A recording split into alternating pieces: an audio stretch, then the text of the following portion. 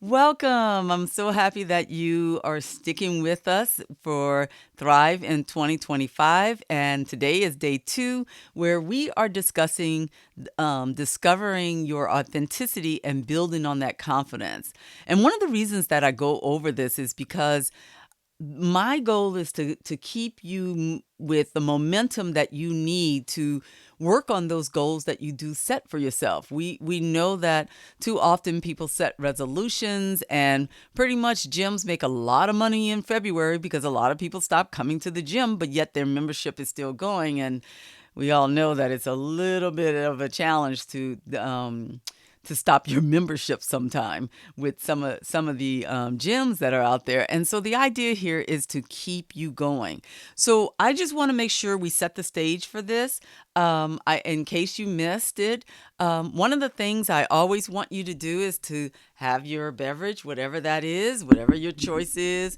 You can have your notebook, even though I have, and I did share with you how I decorate my notebook with coloring or with stickers and things like that. So I'm hoping that that's something that you're doing. One of the things that I want you to remember is that the idea here is that you're capturing all this information in writing. When I would do any contract work with the federal government, one of the key things that we would hear is if it's not in writing, it's not going to happen or it didn't happen. And so I still kind of stick with that and do a lot of journaling and writing things down.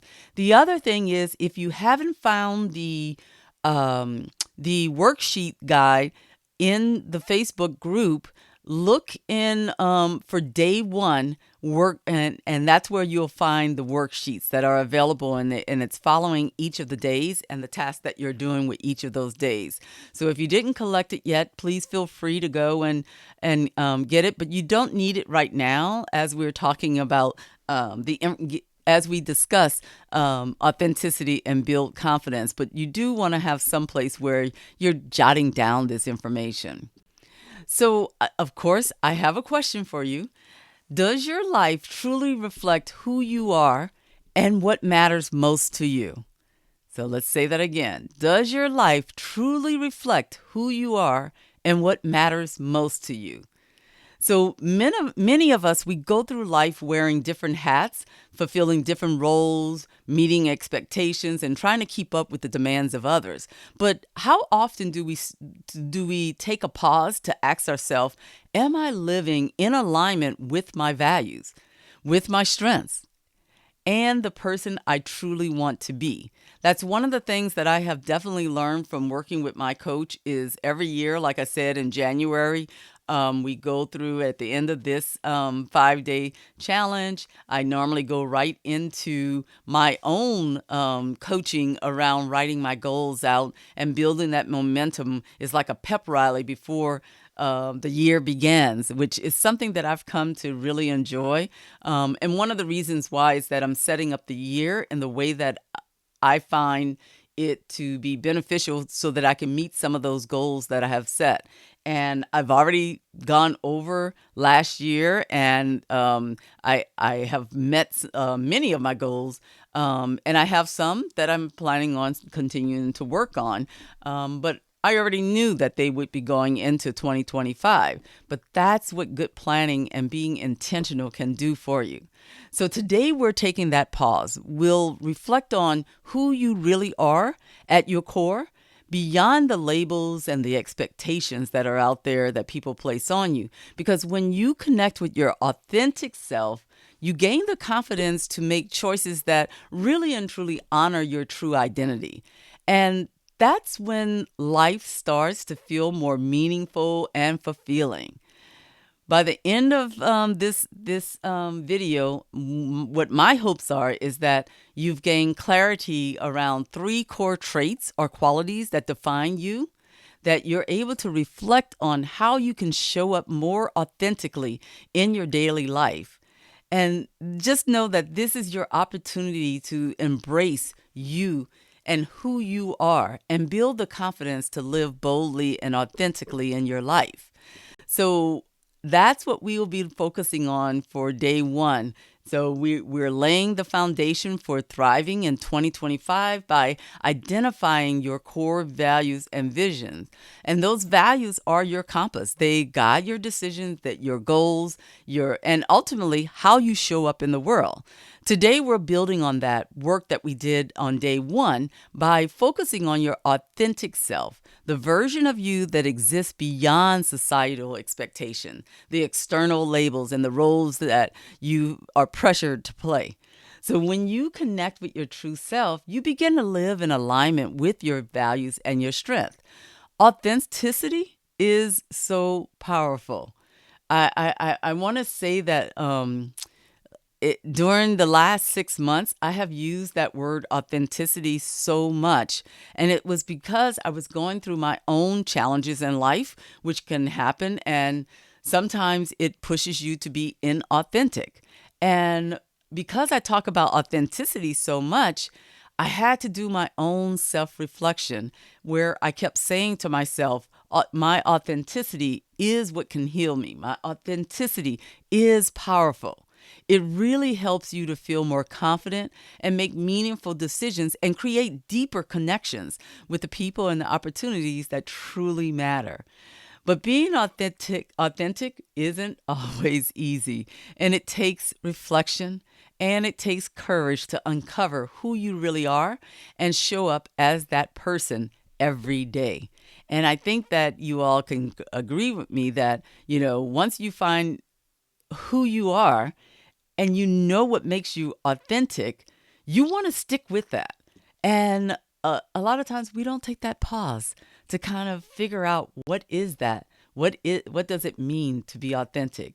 And by the way, if you don't know me, I'm Dr. Cheryl. I bring a trauma-informed, equity-centered, and resilience-focused perspective into everything I do, whether I'm coaching, teaching, or helping people to create a thriving life or an authentic life.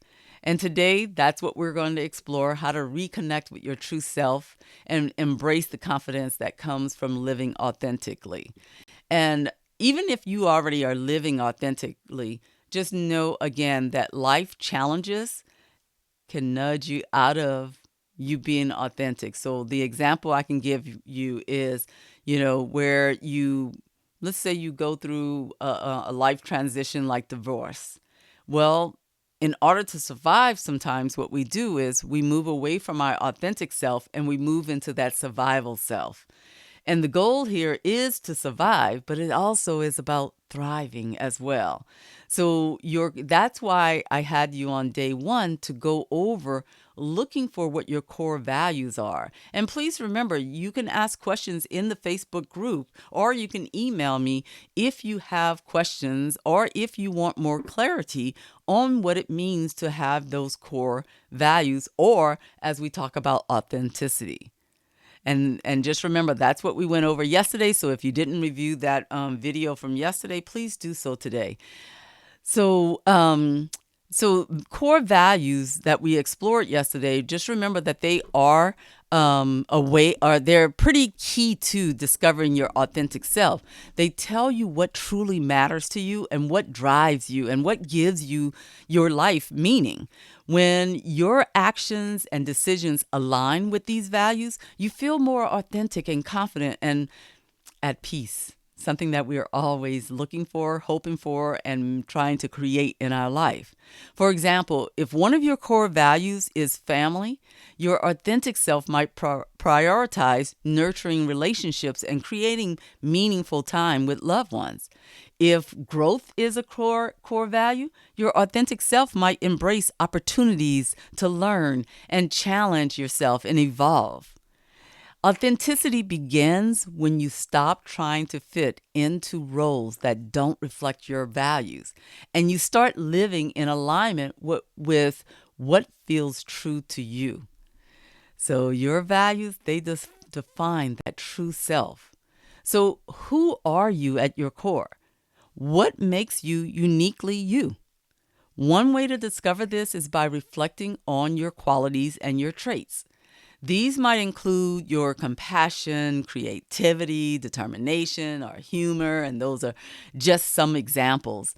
And what I want you to do is, I do want you to go back and look at what you wrote down for your values from day one. So take a moment to think about three qualities or traits that define you. Let these let these come from your values and your personal experience, not from what others expect of you. For example, if you wrote down kindness on day one as one of your core values, a defining quality might be that you're empathetic and always ready to help. If you wrote down that you're adventurous, or that a quality is that you love adventures, and that is a value that you have, a key trait might be that you are curious and you have lots of curiosity and you're willing to take risks. Writing these qualities down is a way to anchor yourself in your authenticity. It allows you to go back and read it over and over again so that you remember what makes you your authentic self. And it's a reminder of who you are and what you bring to the world. I don't care how old you are. I don't care how many times you say and go through these steps. This is your life. And let me just tell you now, when people say, I got to get into my self-care, but my self-care isn't working, or I need to de-stress, I need to get rid of the stress that's in my life, I often start people off with going back to those core values and looking at your unique qualities. Why? Because that's your foundation. That's where we have to begin. And too often I see where individuals will put together a self-care plan and they found that the self-care plan isn't working. Well, let me tell you why it's not working. It's because you haven't gone back to your foundation. And what you're doing is you're putting band-aids on top of the problem, whatever the problem is, without going back to see what makes me live my life authentically. So living authentically doesn't mean you have to change everything about your life overnight. And I'm hoping that you don't do that, because one of the things that we do in the work that I do is I help people to make pivots. Those are those small changes. And it's about those small intentional actions that you take to align yourself with your true self. And not these big changes in your life, like saying, I'm going to move because I'll have a better life, or things will change, or quit your job without finding another job that aligns with your life. That's not what I mean by living authentically. What just came in my mind is Brene Brown talks about, what does it mean to live authentically? And she said that someone came to her and said, I went and I was my authentic self and I told my boss exactly what was on my mind. And Brene Brown had to say, well, is that your authentic self? Where you went in and you just told them, or were you being somewhere else? Where was that coming from? Anger? Was it coming from somewhere that was not your authentic self, and more of frustration and, I'm done with this? And because your authentic self will begin to plan if that's something that you value. I value planning. So if I have to leave a position, I'm going to put all my ducks in a row. Oh, I normally have my ducks right here so I can play around with showing what that looks like, but I don't have them here for some reason. But putting your ducks in a row so that you can, pivot in the way that you need to pivot before you start making these big changes. So you have to ask yourself, how can I show up more authentically today? Because these small steps and these small intentional steps takes place every day, every minute, with different experiences. And that's how you begin to look at and implement those pivots. And sometimes the pivots will be planned, and sometimes they will be, teachable moments that happen in the moment. So maybe it's speaking up about your ideas in a meeting, even if it feels that you're going to feel a little vulnerable. That may be something that you do, but you're speaking up in your voice, your authentic voice, where you're no longer silencing your voice, that you're now speaking up in your voice. I remember being in a group that I still belong to from years ago, and I was asked this magical question: And that question was, what do you need to feel comfortable speaking up and feeling brave enough to speak up in this space? I felt that was such a powerful question for them to ask because I was feeling very vulnerable in that space. I always feel vulnerable when I speak up in a room. I tend to always be the last one to speak up. So, knowing that about myself and them asking that question, I was able to say that the one thing that I know about myself is if it's something that's really important, I'm going to speak up. However, it makes me uncomfortable and makes me feel very vulnerable when others want me to speak up because I'm being quiet. I'm not being quiet because I'm judging anyone. I really and truly am a person that analyze and think deeply about questions that are asked. So all I ask in the group is to allow me to speak up when I want to speak up because I am letting you know that that's what I will do. You can trust that I will speak up when I need to speak up. So that was me bringing my authentic self to the floor. Now, would I have done that if they would not have asked that question? I don't know. But all I know is now in every space that I go into, my authenticity comes up. Because when someone says to me, Cheryl, do you have anything you want to add? And I'm able to say, not at this moment, but when I do have something, I will speak up. That's me showing my authentic self, letting them know that I'm not going to be pressured to speak up. And I don't want you to think that I'm judging anything, but I will speak up when I feel that there is something that I want to say.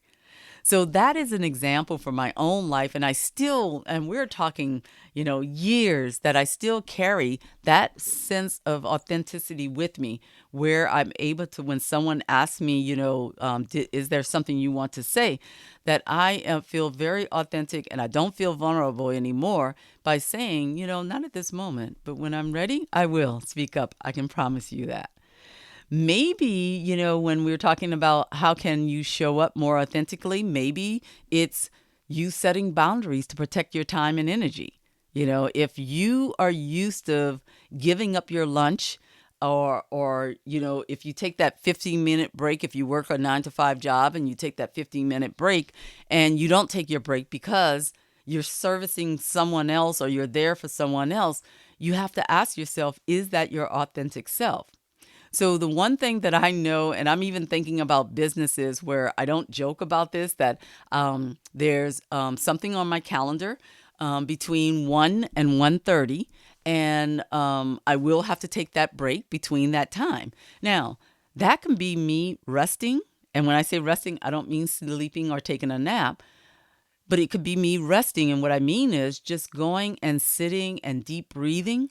Because every day at that time, that's what I do, unless it's an emergency that has come up. But that's a boundary I have set that if I have started working with a group and we've been going for hours, I promise you that one of the things that I will need to do is to decompress.